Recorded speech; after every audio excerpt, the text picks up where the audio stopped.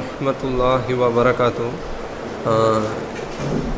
என் பேர் வந்து பழைய பேர் கார்த்திகேயன். இப்போ வந்து முகமது யூனிஸ். இஸ்லாம் மதத்துக்கு வந்திருக்கேன். ஸோ எப்படி வந்தேன் அதை பற்றி தான் சொல்ல போகிறேன். பிறந்தது வந்து ஹிந்து வீடு. ஒரு அந்த கொள்கையில் வந்து எனக்கு அந்த அளவுக்குலாம் ஈடுபாடு கிடையாது. ஸோ ஸ்கூல் படிக்கும்போது எங்கள் அப்பா அம்மாட்டெல்லாம் கேட்பேன், உங்கள் மதத்தை பற்றி சொல்லுங்கள் அப்படின்னு சொல்லிட்டு. ஏன்னா அவங்களுக்கே தெரியாது, ஒரு கட்டத்துக்கு மேலே அதெல்லாம் கேட்கக்கூடாது அப்படின்னு சொல்லிடுவாங்க. கேட்டாலும் அதெல்லாம் பெரியவங்க என்ன சொன்னாங்களோ அதை மட்டும்தான் ஃபாலோ பண்ணணும், நீலாம் ஏன் துருவி கேள்வி கேட்டுட்ருக்க அப்படின்னு சொல்லுவாங்க. சரின்னு நான் விட்டுருவேன். ஸ்கூல்லாம் முடித்ததுக்கப்புறம் காலேஜ் சேர்ந்தேன். காலேஜ் சேர்ந்ததுக்கப்புறமா ஒரு அந்த ஃப்ரீவில் கொஞ்சம் வீட்டில் இருந்து கொஞ்சம் ஃப்ரீயாக ஃப்ரெண்ட்ஸ் கூட அலோவ் பண்ணுறது அதெல்லாம் அலோவ் பண்ணாங்க. ஸோ அதுக்கப்புறமா நானே கொஞ்சம் ரிசர்ச் பண்ணேன், R&D பண்ணிட்டு, சரி என்னடா இது, என்றைக்கா இருந்தாலும் எல்லோரும் ஒரு நாள் மரணம் அடைய தான் போகிறோம்.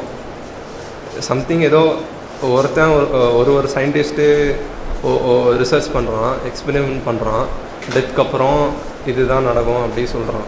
சரி, அந்த மாதிரி கொஷின்ஸ்லாம் வந்து கொஞ்சம் இன்ட்ரெஸ்டிங்கான கொஷின்ஸு. டெத்துக்கு அப்புறம் என்ன நடக்கும், நம்ம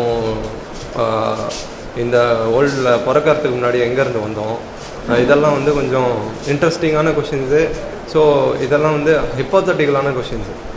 ஸோ இந்த கொஷின்ஸுக்கு வந்து ஆன்சரு வந்து யாராலையுமே பர்ஃபெக்டாக அந்தளவுக்கு ஒருத்தர் ஒரு கருத்து சொல்லிட்டு போகிறான். சரி, என்ன ஒரே கொஷினுக்கு வந்து நிறைய ஆன்சர்ஸ் இருக்குது. டெத் எக்ஸ்பெரிமெண்ட் பண்ணுறாங்க சயின்டிஸ்ட்டு. ஒரு சயின்டிஸ்ட்டாக பண்ணல, 200 சயின்டிஸ்ட்டு மேலே இது வரைக்கும் பண்ணியிருக்காங்க. 200 ஒரு சயின்டிஸ்ட்டும் ஒரு அவனுடைய ஃபைனல் அந்த எக்ஸ்பெரிமெண்ட்டில் வந்து ஒரு ரிசல்ட்டு கொடுக்குறான். டெத்துக்கு அப்புறம் இது தான் ஆகும், இன்னொருத்தன் டெத்துக்கு அப்புறம் இது தான் ஆகும். ஆனால் ஏதோ ஒரு விஷயந்தான் நடக்கும், அது எது அப்படின்ட்டு கொஞ்சம் இன்னும் R&D பண்ண ஆரம்பித்தேன். அதுக்கப்புறமா சரி, ஒரு லைஃபே வந்து ஒரு இதுவாக போயிட்டு இருந்துச்சு. என்னடா இது இப்படி ஒரு எப்படி சொல்கிறது, ஒரு ஸ்டாண்டர்டாக வாழ்லையே, ஏதோ ஒரு மனம் வச்சு பின்பற்றி வாழ்ந்துட்டுருக்கோம், மனசு சொல்கிற மாதிரி கேட்டுட்டு அப்படியே வாழ்ந்துட்டுருக்கோமே, ஒரு டவுட்டாக இருந்துச்சு. ஸோ அதுக்கப்புறமா எல்லா ரிலீஜியன்ஸ் பற்றியும் படிக்க ஸ்டார்ட் பண்ணேன் கொஞ்சம் கொஞ்சமாக. புத்திசம் போலான்ட்டு கூடலாம் தோணுச்சு. ஏன்னா என்னன்னு தெரில, அந்த புத்திசம்ஸோட பிரின்சிபிள்ஸ்லாம் வந்து கொஞ்சம் நல்லா இருக்கிற மாதிரி இருந்துச்சு. ஏன்னா புத்திசம் பற்றி சொல்லணுன்னா, புத்தா வந்து அவர் பழைய பேர் வந்து சித்தார்த்தா ராஜ குடும்பத்தில் பிறப்பார். அதுக்கப்புறமா புத்தராக துறவியாக மாறிடுவார். அதுக்கப்புறமா எப்படி துறவியாக மாறுவார்னா, அவர் வந்து சின்ன வயசுலேருந்து வாலிப வயசு வரைக்கும் அந்த அரண்மனையிலே வாழ்வார். அந்த அரண்மனையை விட்டு வெளியே வரமாட்டார். அதுக்கப்புறமா வெளியே வந்துட்டு மனிதர்கள் கஷ்டப்படுறத பார்ப்பார். அதுக்கப்புறமா நோயாளிங்க வந்து நோயில் பாதிக்கப்படுறத பார்ப்பார். இதெல்லாம் பார்த்துட்டு இதுக்கு தீர்வு இருக்குது அப்படின்ட்டு அவங்க ஒரு பிரின்சிபல்ஸ் கொண்டு வருவாங்க. ஸோ அதெல்லாம் படிக்கும்போது ஃபைனலாக வந்து எல்லா ரிலீஜனுமே, அதுக்கப்புறமா கிறிஸ்டியானிட்டி அவங்க வந்து ஒரு பிரின்சிபல்ஸை சொல்லுவாங்க.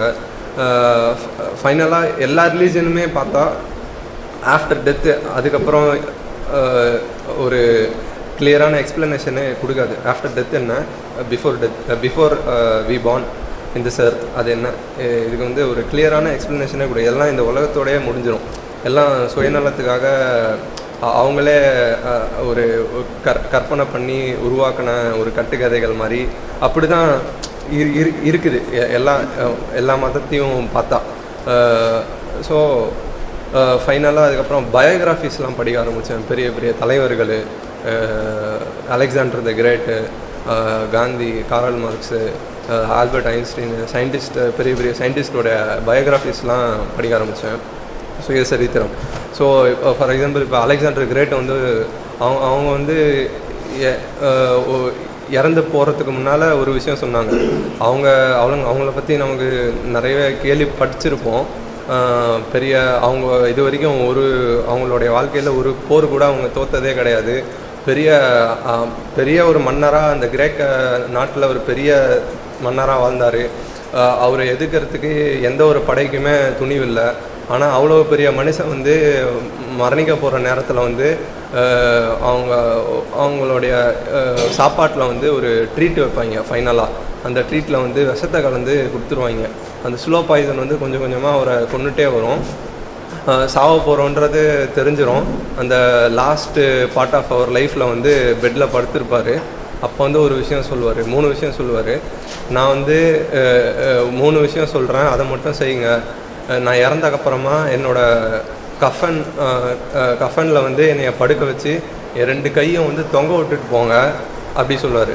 2வது விஷயம் வந்து நான் இது வரைக்கும் நான் சம்பாதிச்ச பொருள் எல்லாத்தையும் என்னை புதைக்க எடுத்துகிட்டு போகிறீங்களா அந்த கிரேவியார்டு, அந்த வீட்டிலேருந்து கிரேவியார்டு வரைக்கும் ஊர்லலாம் அப்படியே அந்த போகிற வழியிலலாம் வாரி அரைச்சிட்டு போங்க. அதான் டைமண்ட்ஸு, கோல்டு, அதெல்லாம் பொருளெல்லாம். 3வது விஷயம் வந்து சொல்லுவார், என்னுடைய கஃபனை வந்து ஃபிசிக்ஸ் படித்த ஃபிசிஷியன்ஸ் மட்டும்தான் தூக்கணும், வேறு யாரும் தூக்கக்கூடாது அப்படின்னுவார். ஸோ இதெல்லாம் கேட்டக்கப்புறம் சரி டெத்து அது வந்து ஒரு சம்திங் ஒரு இது வந்துச்சு, எனக்கு ஒரு இன்ஸ்பயர் ஆச்சு இந்த பயோகிராஃபிஸ்லாம் கேட்ட உடனே. ஸோ இதுக்கு வந்து எக்ஸ்ப்ளனேஷன் அவர் சொல்லுவார். அவர் கஃபனில் வந்து ஏன் கையை தொங்க விட்டுட்டு போனோன்னா, இந்த உலகத்துக்கு எதுவுமே எடுத்துகிட்டு வராதான் வந்தேன், போகும்போதும் எதுவுமே எடுத்துகிட்டு போகல அப்படின்றத எல்லாரும் தெரிஞ்சுக்கணுன்றதுக்காக. 2வது அந்த நான் சம்பாதிச்ச பொருள்லாம் வாரி வழியில் இறச்சிட்டு போங்க அப்படின்னு சொல்லுவார்ல, அது வந்து அதான் ப்ரூஃப். நான் எதுவும் எடுத்துகிட்டு போகல, என்கிட்ட நான் எல்லாத்தையும் இந்த உலகத்தில் சம்பாதிச்சு இந்த உலகத்துலேயே தான் கிடக்குது, நான் எதையும் எடுத்துகிட்டு போகல அப்படின்னு சொல்லுவார். அது சொல்கிறதுக்காக அது. 3வது விஷயம் வந்து ஃபிசிஷியன்ஸ் தூக்கணும்னு சொல்லுவார்.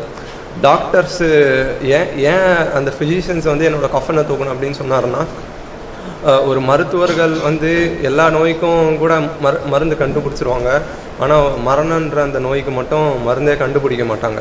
ஸோ இந்த மாதிரி பயோகிராஃபிஸ்லாம் கேட்டால் ஒன்று இன்ஸ்பயர் ஆச்சு. ஃபைனலாக ஆன்சர் வந்து அதுக்கப்புறமா எல்லா மதமும் ஒரு விஷயம் சொல்லும்.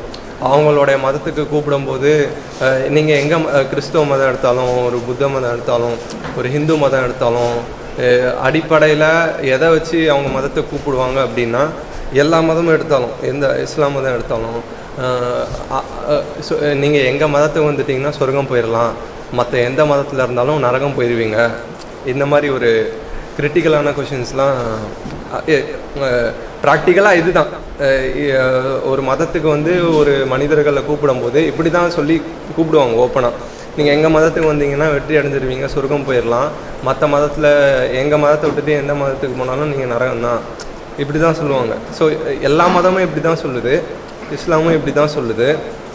பட் ஆனால் எல்லா மதமும் சொல்லக்கூடிய அந்த கருத்து வந்து ஒரு உண்மையாக இல்லை, உண்மையாக படலை.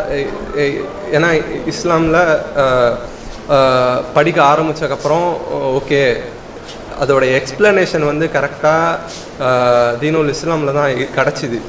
ஏன்னா ஒரு ஹதீஸில் வந்து உஹாத் இப்னு ஜபல் ரலியல்லாஹு அன்ஹு قال رسول الله صلى الله عليه وسلم ما كان آخر كلامه لا إله إلا الله دخل الجنة அப்படின்னு ரசூல் ஸல்லல்லாஹு அலைஹி வஸல்லம் சொன்னாங்க.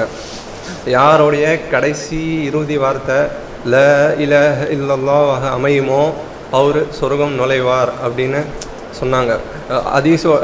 புகாரியோடைய ஹதீஸில் முதல்ல பதிவாகக்கூடிய ஹதீஸு உமர் இப்னு கத்தாப் ரலியல்லாஹு அன்ஹு அவங்க அறிவிப்பாங்க மேடையிலிருந்து, ரசூலுல்லாஹி ஸல்லல்லாஹு அலைஹி வஸல்லம் கூறியதாக, யாருடைய செயல்கள் அனைத்தும் எண்ணங்களை பொருந்தே அமைகின்றன, ஒருவருடைய எண்ணம் எதுவாக அமையுமோ அவருடைய செயல்கள் அதுவாகவே அமைகிறது. ஒருவர் இந்த உலகத்தை நோக்கமாக கொண்டால் இந்த உலகத்தையே அடைகிறார், ஒரு பெண்ணை திருமணம் செய்ய நோக்கமாக கொண்டால் அந்த பெண்ணையே திருமணம் செய்கிறார் என்று இந்த ஹதீஸெல்லாம் படிக்க ஆரம்பித்த உடனே டெத்துக்கு அப்புறம் என்ன நடக்கும் அப்படின்ற அந்த எக்ஸ்ப்ளனேஷன்லாம் ஒரு நல்ல ப்ரீஃபாக கிடச்சிது. ஸோ வார்த்தையில் உண்மையான வார்த்தை அல்லாஹ்வுடைய வார்த்தை, கைடன்ஸில் best of guidance the guidance of Muhammad ஸல்லல்லாஹு அலைஹி வஸல்லம். மார்க்கத்தில் கேடான விஷயம் புது புது விஷயங்களை கொண்டு வருது. புது புது விஷயங்கள் வந்து வழிகேட்டு கொண்டு போவோம், வழிகேடு நரகத்துக்கு கொண்டு போவோம். ஸோ இப்போது உண்மை கிடச்சிருச்சு. இப்போது உண்மை ட்ரூத்ஹுட் கிடச்சிருச்சு. இப்போ ட்ரூத்ஹுட் கிடச்ச உடனே அதை நம்ம அக்செப்ட் பண்ணிக்கிறது தான் ஒரு நியாயமான விஷயம். இல்லைன்னா அநியாயக்காரங்களாக தான் மரணிச்சு போவோம். ஸோ ட்ரூத்தோட அக்செப்ட் பண்ணியாச்சு. Belief in the heart, statement of the tongue and actions of our limbs. So இப்போது இந்த எங்கள் வீட்டில் வந்து ஏற்றுக்கல, இஸ்லாம் மதத்துக்கு வந்தது வந்து அவங்களுக்கு பிடிக்கல. யாராக இருந்தாலும் இயற்கையில் ஒருத்தவங்களோட ஃபோர் ஃபாதர்ஸ் ரிலீஜனை விட்டுட்டு ஒரு ரிலீஜனுக்கு மாறும்போது வெறுப்பு தான் வரும். அதே மாதிரி தான் எங்கள் வீட்லேயும் நடந்துச்சு. தொழுவை விடுறது கிடையாது, நோன்பு விடுறது கிடையாது, எல்லாத்துக்கும் திட்டுவாங்க, ரொம்ப டார்ச்சர் பண்ணுவாங்க, பள்ளிவாசலுக்கு போகக்கூடாது அப்படின்லாம் சொல்லிட்டு ஃபஜர்லாம் கஷ்டப்பட்டு தான் தொழுதுட்டு இருந்தேன். இப்போ நல்லா பரவாயில்ல. ஸோ அது யாராக இருந்தாலும் ஒரு ஃபோர் ஃபாதர் ரிலீஜன்ஸ் விட்டுட்டு வரும்போது ஒரு இரிட்டேஷன் தான் ஆவாங்க. ஸோ சோதனை கண்டிப்பாக வரதான் செய்யும். பொறுமையாக இருங்க. அல்லாஹ் தஆலா குர்ஆனில் கூட சொல்லுவான், இன்னமல் உஸ்ரி யுஸ்ரா, இன்னமல் உஸ்ரி யுஸ்ரா, நிச்சயமாக துன்பத்திற்கு பிறகு இன்பம் இருக்கிறது, துன்பத்திற்கு பிறகு இன்பம் இருக்கிறது அப்படின்னு. ஸோ இப்போ ஃபார் எக்ஸாம்பிள் வந்து அல்லாவுடைய க்ரியேஷன்ஸ் வந்து நிறைய இருக்குது. இப்போது இந்த ஐப்ரோ இருக்குது. இப்போ ஐப்ரோ வந்து ஒரு ரீசனுக்காக தான் இருக்குது நம்ம எல்லாருக்குமே. என்ன ரீசன்னா இப்போது ஸ்வெட்டிங் ஆகுது இல்லை, அந்த ஸ்வெட்டிங் ஆகிற வாட்டர் வந்து அப்படியே ஐப்ரோ இல்லைன்னா கண்ணில் டைரெக்டாக வந்துடும். ஸ்வெட்டிங் ஆகிற வாட்டரில் வந்து சால்ட்டு கண்டென்ட் இருக்குது. சால்ட்டு வந்து அந்த கண்ணில் வந்து சென்சிட்டிவ், கண்ணு வந்து சென்சிட்டிவ். அந்த சால்ட்டு கண்டென்ட் இருக்கிற அந்த ஸ்வெட்டிங் வந்து உள்ளே போயிட்டே இருந்துச்சுன்னா ஐ வந்து டேமேஜ் ஆகி ஸ்பாயில் ஆகிரும். ஸோ இந்த ஐப்ரோஸ் எல்லாத்துக்குமே ஒரு காரணத்தோடு தான் படைக்கப்பட்டிருக்கு இந்த உலகத்தில். ஸோ இப்போ நம்ம நோஸ் இருக்குது. இப்போ சாப்பாடு எடுத்து சாப்பிடும்போது கெட்டு போச்சா நல்லா இருக்குதான்னு ஸ்மெல் பண்ணுவோம். நோஸே இல்லைன்னு வச்சுக்கோங்களேன், இமேஜின் பண்ணி பாருங்கள் எப்படி இருக்கும். இப்போ நோஸ் இருக்குது, அது எடுக்கும் போதே ஸ்மெல் பண்ணுவோம். ஒரு பேட் ஸ்மெல் அடிச்சதுன்னா சாப்பாடு கெட்டு போச்சு அப்படி தெரியும். ஸோ அல்லாஹ் தஆலா வந்து குர்ஆனில் சொல்கிறான், மனிதர்களை வந்து சிறந்த படைப்பாக படைத்திருக்கிறோம். சிறந்த படைப்பை படைச்சிட்டு தாழ்ந்த ஒரு ஸ்டேட்டஸில் அவனை கீழே இறக்கிட்டோம் அப்படின்னு சொல்லிட்டு. சுப்ஹான ரப்பிக ரப்பில் இஸ்ஸத்தி அம்மா யசிஃபூன் வஸ்ஸலாமுன் அலல் முர்ஸலீன் வல்ஹம்துலில்லாஹி ரப்பில் ஆலமீன்.